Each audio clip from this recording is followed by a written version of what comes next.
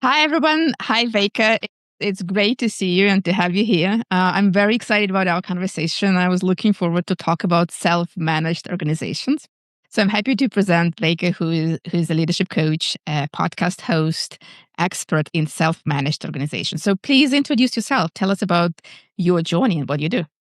Hi, Darian. Thank you for having me. So much to tell about my journey and my interest in self-managed organizations. But in short, and I guess we will get into some nuances afterwards, I really am interested in understanding what's the future of work and how can organizations and organizational design help and support this future. And one of the ways I've really dug into now very deeply is also having flatter organizations, having less hierarchy, giving more authority to all role holders and empower them. So that's where my main interest lies at the moment. Great. I mean, I love future work is an amazing topic, and we can kind of see different ways it can evolve from flexible work, more flat organizations, more role-based and skill-based organizations versus the kind of structures and hierarchy. Yeah. When you say flat, like how flat? And is there any benchmark or rule on how best organizations should be structured? Well, there's no let's say some success formula, you do these 5 steps and you will be a greatest organization. Too bad. But yes, you're right. I mean, there's a variety, right? It's like it's not black and white. So there's a lot of gray area in between. So you can have incremental changes and have less hierarchical organization, meaning that you still retain some layers and some form of authority, managerial authority, but you empower employees and role holders to have more say. So let's say it's called kind of like a participatory management, and there are radical versions of it which distribute authority to all role holders and sever the whole superior subordinate relationship altogether. So that there's a lot of different varieties you can find in the world how this has been solved. But there's no one right way. I mean, every organization, most of the organizations that have applied some sort of form of self-management have found their own way. So it's not like you take it from a shelf product or let's say an agile form of management or lean or however they are called, these different models and ways of leading. So self-management is pretty much like tailor-made for each organization, which is in a way good and at the same time really difficult because you cannot generalize. Can you tell and explain what self-management is for, let's say, for a general manager in a corporation, Intel, and HP, Coca-Cola, so that they understand what is self-management? Ultimately, what I consider as a self-managing organization is still an organization that will equalize the authority level of all role holders, meaning that you do not have the traditional authority hierarchy, and each role holder will have their own remit with their own responsibilities and accountabilities. And within these areas, these boundaries, they have ultimate authority to decide how are they going to actually achieve their purpose.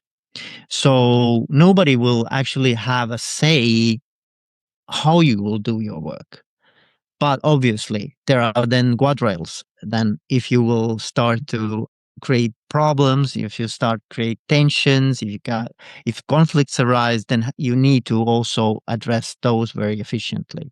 But if you ask me, what is a self-management in essence? In essence, it means distributing authority to each role holder so that within their own role boundaries, they have a quite large autonomy to decide how do they do their work. Well, it sounds to me that in order to do that, you need to first understand those role boundaries, which is a rare case in a traditional organization when there is a manager, and the manager kind of distributes the tasks to their people. Yeah. and get some tasks from their manager. And those roles and borders are kind of vague. Right? Yes. So I do some research also in this area, not just consultation or coaching. And my research, as one of the outcomes, have been exactly what you've alluded to, which is that in order to have efficient self-management in place, what you need first is to be really clear and transparent around role boundaries. So this is one of the first things you do, even though people with whom you start to define the roles, they say that they actually know what they're doing. We already know where the boundaries are. Why are we doing this? But when you dig deeper and you still go into details, they actually usually do not really know, because it's a shifting area for them, depending on what they agree with their supervisor and team. But in self-managed organizations, you need to be extremely clear, because otherwise you don't know where your jurisdiction starts and ends. So this is quite different from the traditional job description, which is, in a way, I mean, you do job descriptions when you recruit, and then it lays in some shelf or somewhere for years, and nobody looks at it until there's a change in the job or role. But people still do something meanwhile as well. But in self-managed organizations, you actually define the role like continuously. Whenever there is a new project, whenever there's a new task or something that will change the role a bit, you need to actually document it. And you need to be clear, not only for yourself, but also for your team and organization, where your boundaries of the role go. Like, I want to ask you, like, really, like, a case. Like, let's say, how does it happens in a practical, in life? So Yeah. we know that things, like you said, things constantly change. And what I've been doing today might not be the same as I'll be doing tomorrow, or there is something that just pops up. I don't know. I have, like, I used to be a chief people officer, and I was leading like recruitment team, and we need to do an event like career fair or something like that, Yeah. which is not their direct responsibility, but there's no one else to do that. Yeah. So in self-managed organization, how those like kind of pop-up tasks or changed responsibilities, how they should be addressed. Yes, I can talk about Holacracy, which is a specific model for self-managed organizations where I'm most like comfortable and competent in. What happens is when there's a task that is in the gray area, meaning that nobody actually has this written, or there's not a consensus on whose role it will belong to. So what happens is, if it's a one-time event, it's just a single act, single project, single thing to do that doesn't have a recurrence in the future, then it's easy. I mean, it's just an agreement. Whose competence this falls into and who is able to do it. And this is an agreement. It's I mean, just someone has to pick it up, right? If it's a recurrent issue or task, then we need to actually also change the role boundaries and agree that, okay, this recurrent action will be a part of this role and role description. So there's a governance process how to do that, which is quite specific and detailed. So you also ask for objections, for example, if someone is against it, and for what reason, and how can we then integrate these objections into the final role description. But in essence, if it's a recurrent action, then we need to somehow also integrate in someone's role description. But if it's a one-time topic, then I mean, it doesn't even have to be discussed in the team meeting. It can be just agreed between people, or someone. Even there is an option that someone will just take it up. I mean, it's an individual initiative. If I see that, I don't know, let's make it really simple. Like, if I see that there is dirty dishes in the sink, I mean, we don't need to agree who is gonna wash them, right? I mean, I'm just gonna go and wash them, which is an individual initiative in Holacracy. But if I am gonna wash the dishes every day, and this is part of my role, then we need to also describe this within my role description. If that You makes sense. mentioned, yeah, you mentioned holacracy. Well, what is it?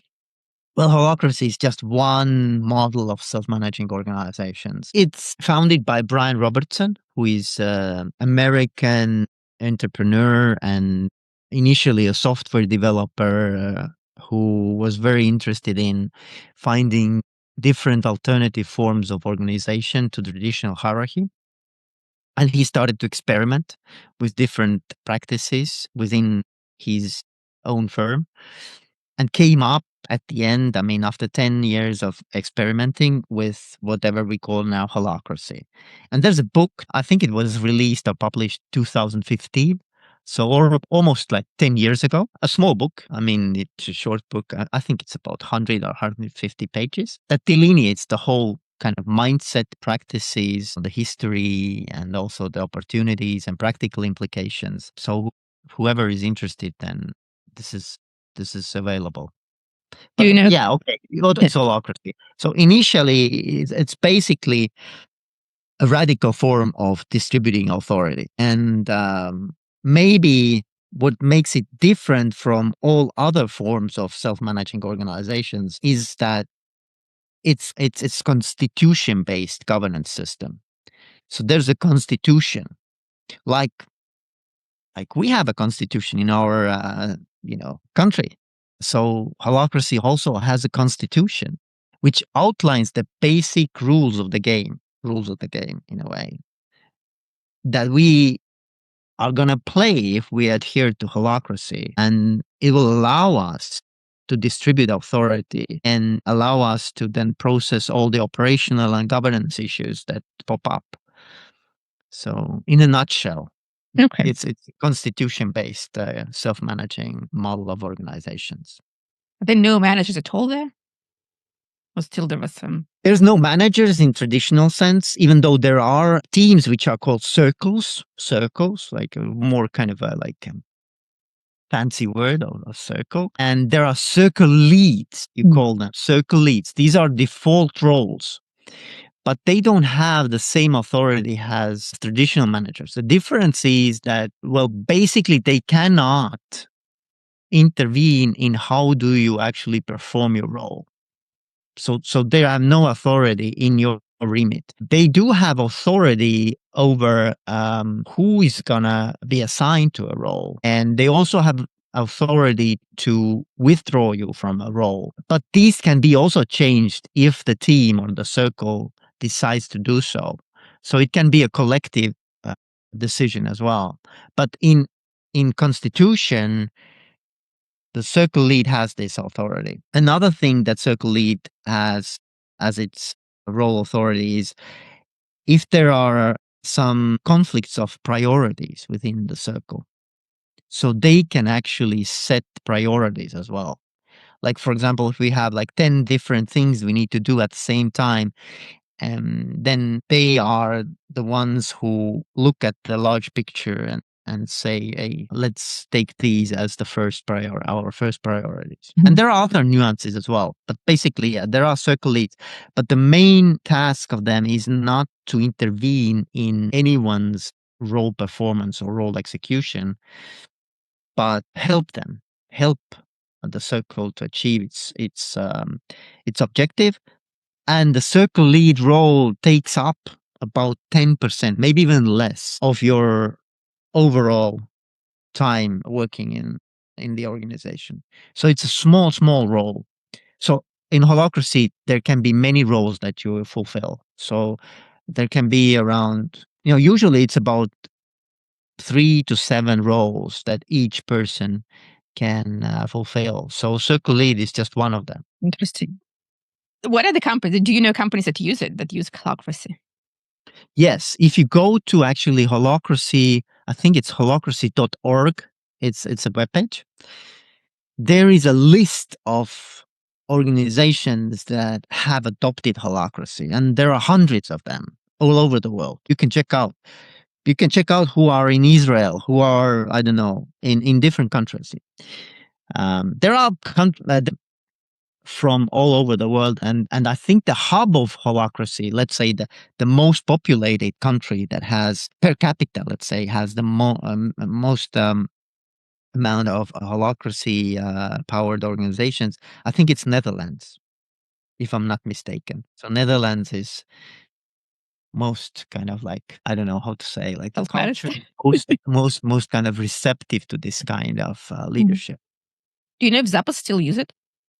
Yeah, that's a good question. I actually had a call, like private call with the guy, I think his name was John Bunch, if I'm not mistaken, who helped Tony Schiech, who was the CEO, to implement it in Zappos. So he was the project manager, in a way, of implementing holacracy.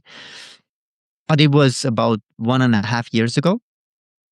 And he said that they still use holacracy, but not solely holacracy, because it does not really address all the different leadership topics that need to be addressed. So they have also integrated other different models to complement with holacracy. But if you nowadays look at their webpage, there's nowhere mention of holacracy. Before there was, now there's not, and I'm not sure. I mean, they might also have rolled back. I don't know. The recent developments, I have no idea. It looks like they kind of not that don't have that prominent culture that they used to have, and kind of that vocal about their culture. It's been a bit quiet since I they think were the previous quiet. CEO, the Tony Schiech, I believe, she or something like that. He was I mean, it was his child and his project, or his kind of like initiative. And when he passed away, I think, it might lose its energy, its intensity. But I'm not sure. Yeah.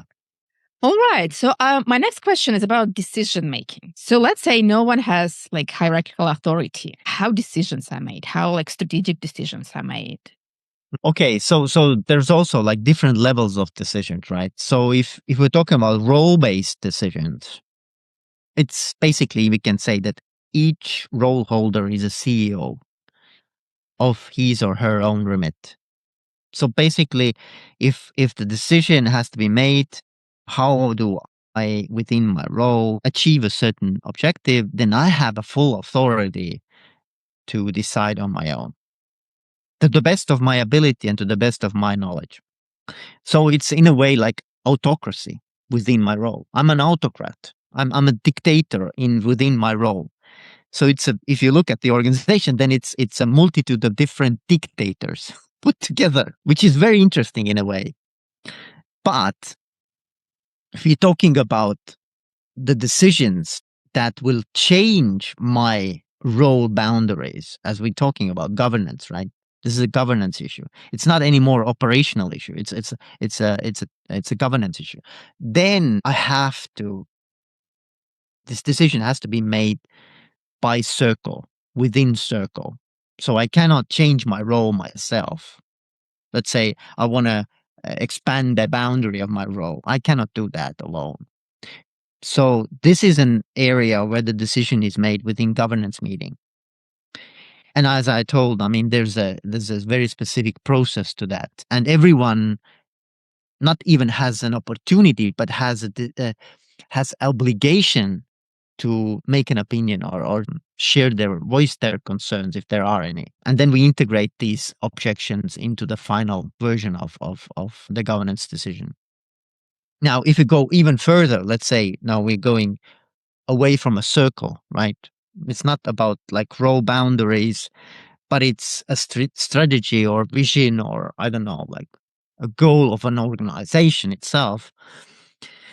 Then there are different options how these have been handled. One option is that you have a circle. So you basically have a team whose purpose is to mandate a vision. So you have a specific circle only for that, to make the process of, let's say, vision creation and goal setting as its priority. So it's like a leadership role that has been assigned to a specific team. right? Or there can be also an option that if you look at the circle, anchor circle, it's called anchor circle, which is a general company circle. I can see from your eyes like what anchor. Yeah. Um, so these circles are also, as you can imagine, like at different levels, because in holacracy there is still a hierarchy of purposes. There's no hierarchy of authority, but there's a hierarchy of purposes. Otherwise, there's no coordination and alignment. So circles are in a way like, how you call it, like matryoshka, like they go Mhm. within it themselves. Like I don't know what's in English word for that, but they are like they're like super circles and sub circles within themselves. So each And circle has some circles within, and each circle exactly, has a kind of parent circle, like an anchor circle. exactly. And anchor circle is the largest circle that encompasses all other circles. So it's basically, you can imagine it as a kind of like the most abstract, the organization wide circle. And you can have there a role that is dedicated to vision creation and goal setting. So this is one way how you set the strategy. Obviously, this person is not gonna, or these persons are not gonna do it just alone, but it's their purpose and their circle's goal or aim to come up with the process. How do we actually set the goals within the organization, and how do we set the vision? So they obviously have everyone else as well as a part of this process, but there's someone who is responsible for that. If that makes sense now. What I'm curious about is how, like, the notion of teams, like how teams show up. And I'll tell you like what I mean by that. So I'm writing a book about self-sufficient teams, which is not exactly self-managed teams, but kind of teams that are more independent. They don't need to go to their leader for every decision making, for every question, for every problem. They're fully capable of operating on their own, communicating with stakeholders, delivering. And a great team is a team that has a shared purpose, interdependence, and yes, well, clear roles and boundaries of the team. So from what I'm hearing in holacracy, there is not so much of this interdependence because everyone has, like, I have my role and I'm a king of my role and I can fully manage my role. But sometimes you are interdependent. It's not just you adding up sums of each individual contributions. You need to collaborate and come up with something together. So how does it happen in self-managed in holacracy? Yes. But I don't see any, like, how you call it, like, you can be both. You can be autonomous role holder, and you can be someone collaborating with others at the same time. So I don't see them as mutually exclusive. Maybe I emphasized the part that you are free to decide, but you are free to decide up to a point that you actually help the whole team or the circle to achieve its purpose. So if your interests are not aligned with the interest of a team or circle, obviously there will be conflicts and tensions. And this is something that is addressed in every meeting as well. So basically one central theme in holacracy is tensions. It's called tensions. And tension is something that keeps you from achieving the purpose of the role. So you feel it in your body. All meetings start with a question like, what do you need? What are the tensions that hold you back from achieving your goal? And then the meeting agenda will be based upon these tensions. And each role holder will tell what is the most important tensions that he or she feels at the moment. And then they start to solve those tensions one by one. So this is the meeting. And if you are within a chain of value creation and you're dependent or interdependent with others, one of the common ways what actually keeps you from achieving your goal is that you don't get an input from other role holders that you need in order to do your work if you are interdependent collaborating. So this is a tension immediately. So we have to resolve it. So this is part of this process of resolving tensions.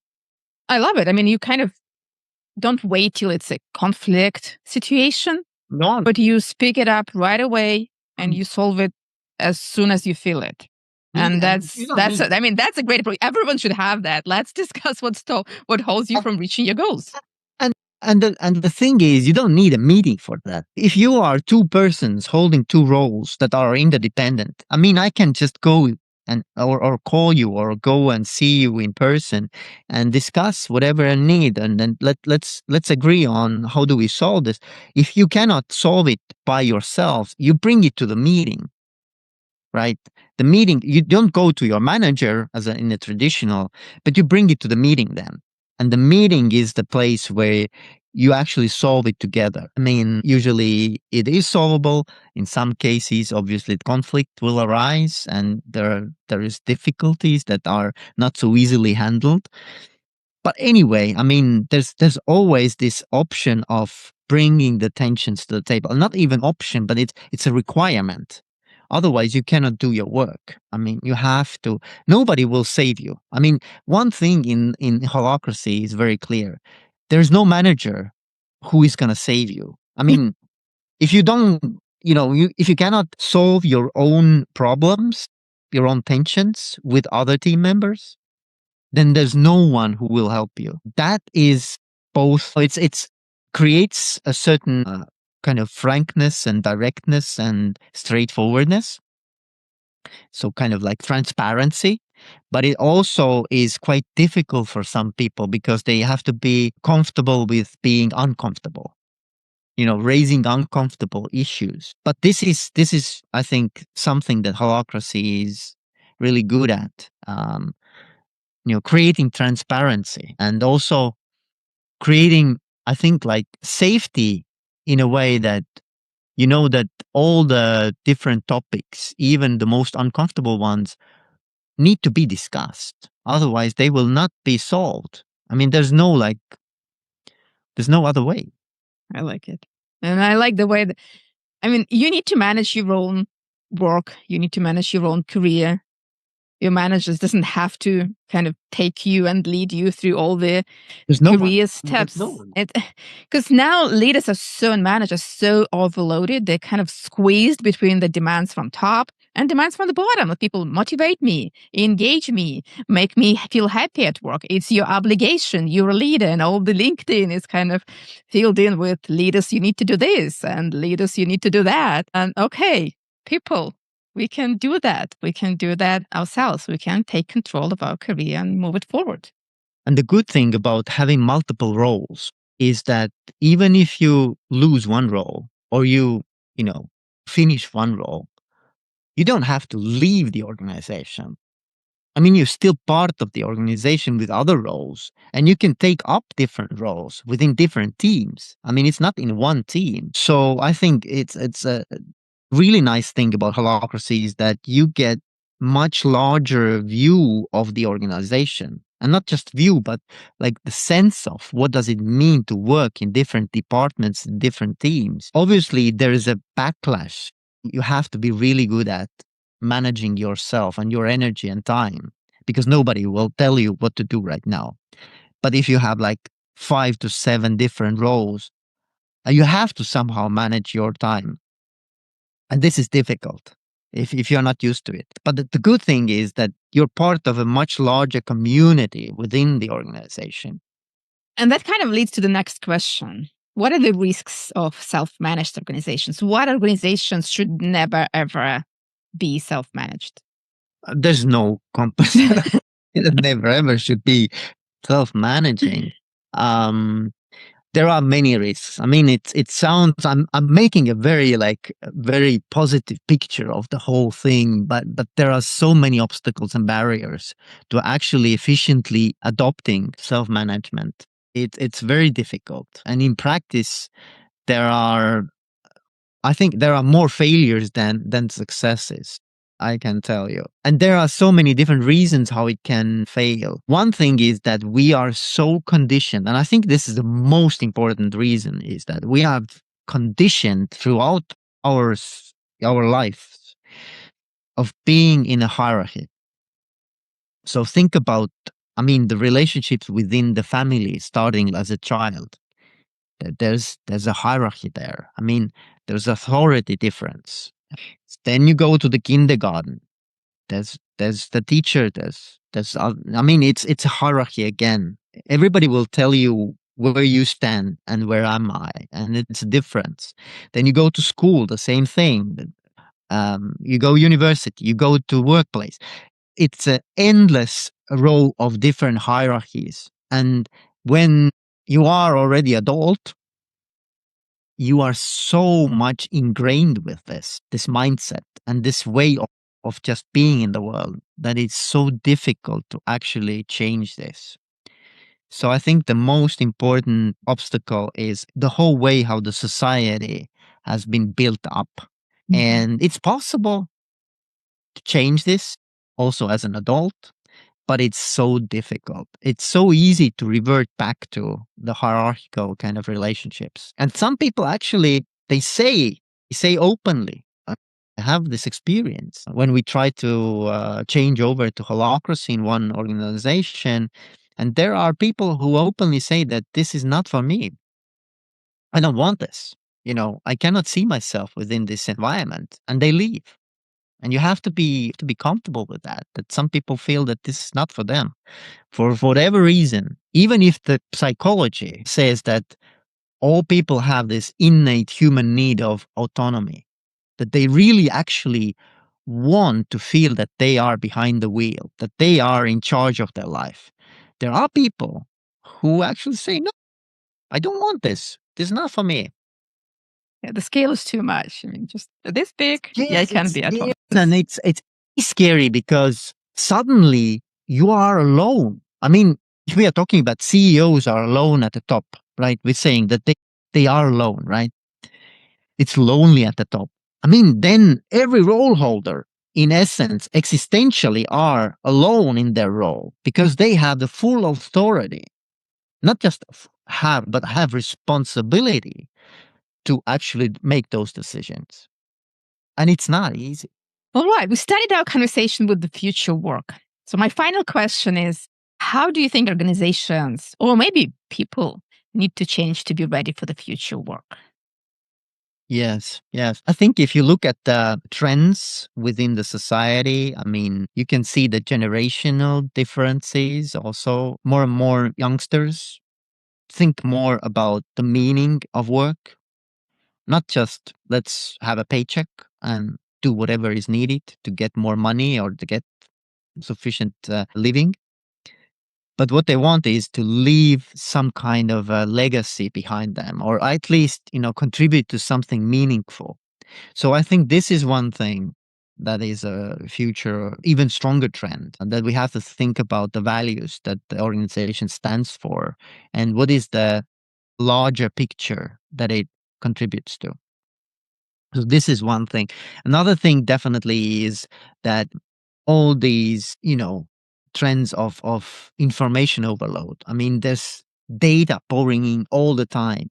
So you have to have so much capacity to drive through the different data points to make decisions, that I think this is an area where we have to look at, like, how do we make it so easy for people to digest all the data that's coming in our way, even if within their roles. I mean, like, how do you manage this is very difficult. And then not only to be aware of this new information, but actually use it for making decisions efficiently. I think also that all these elements of self-management have to be taken seriously within organizations. I think the future is not like a big bang changeover to self management, but certain elements, as you told, also like self sufficient teams, right? I mean, it's not about getting rid of managers, but it can be at first, for example, just giving more authority, empowering people more within their own roles. And if they don't handle this very well, then the manager will step in. So giving them more and more responsibility and freedom within their roles. And I think this is inevitable because there's no manager who is able to decide on behalf of a role holder. Like, maybe if you are a frontline, let's say like the kind of like in a supervisory role within the frontline employees, you are also very competent within whatever they do, then you might be the smartest person within that team. But if you go higher in the management layers and higher in hierarchy, the higher you go, the less you actually know about the different areas of this particular company. And you have to be trustworthy, not trustworthy, but like you have to trust the people to make the decisions. So you have to give them enough authority. Thanks, Fake. I love it. I mean, just step by step, empowering people, maybe teaching them and coaching them how to make decisions on their own, how to be more autonomous, and kind of transferring this power from one person holding everything at the top to kind of people who actually do the job. Amazing. Yeah. If you think about parenting a child, what do you want? I mean, at the end of the day, what you want is that the child would be independent of you, like that they could actually manage their own life successfully without being really dependent on the parents, right? I mean, this is the ultimate goal. You want to see your children to succeed, right? I think it's the same thing with the team. As a manager, what do you want is you want to grow and develop the team in a way that you all the time diminish the dependency on you, so that at one point you can say that I will go for 3 months to, I don't know, Mediterranean Sea to enjoy, and I know that everything will be in order and handled well. I don't have to be there. I don't have to like all the time intervene. Isn't it so? Yeah, well, I want them to be my babies all the time. Okay, very good. But yeah, I'm like, I absolutely understand what you mean. Yeah, we want them to succeed and be independent and handle issues on their own, make their own mistakes, learn their own thing. Sure. Yes. Well, thank you so much, Veiko. It's an amazing conversation. I learned so much. How people can learn more about you and from you, how they can reach out to you. What's the best way for them to do that? If you just type in Veiko Valkiainen, which is a very difficult name, I know, but even copy paste from this podcast or this talk, and there are different web pages, my own web page, my podcast, as you mentioned at the start. I also have LinkedIn and Facebook and other social media. So you will find me under my name. Cool. And anyway, there was a link to your LinkedIn post and to your podcast in the comments to this video. So reach out to Veiko to learn about self-managed and create amazing teams and organizations that are empowered and make decisions on their own. That's amazing. All right. Thank you, Daria. Okay. Thank you. You as well. Yeah.